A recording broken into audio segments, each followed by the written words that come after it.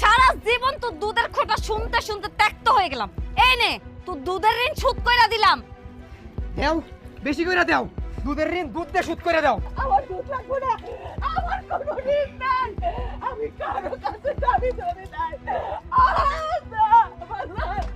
ও মুস্তাফা, মুস্তাফা, কি হইছে? তোমার বোনেরে তার ছেলে মেয়েরা জোর করে ধরে দুধ দিয়ে গোসল করতেছে আর তোমার বোন কান্নাকাটি করতেছে। হ্যাঁ আমার বোনের দুধ দিয়ে গোসল করাচ্ছে, বোন কান দিয়েছে। হ্যাঁ চল।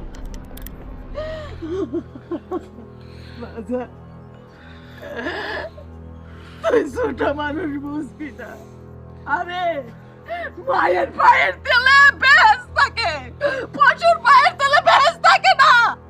মায়ের দুধের সাথে পশুর দুধের কোনো তুলনা হয় না।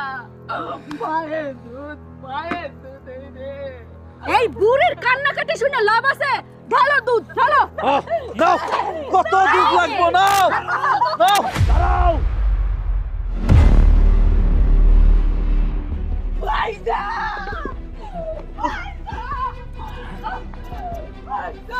এই, আমার বোনের দুধ দিয়ে কেন গোসল করাইতেছস? তাড়াতাড়ি কর। কেন গোসল করাইতাছি বুঝো নাই মামা?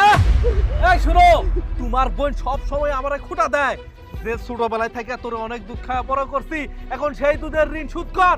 শোধ করে দিছি। আমার সম্বন্ধী কইছিল যে ছোটবেলায় বাচ্চা করে কত লিটার জানি দুধ খাওয়াইতে হয়, আর তার জন্য এতখানি দুধ সবগুলা মায়ের গোসল করাইয়া সেই ঋণ শোধ করতাছে।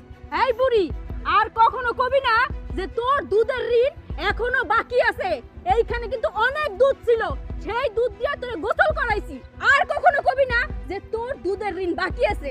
নিজের ঋণের কথা কয়, আমার ঋণের কথা একটা বারও কিন্তু কেউ কয় না।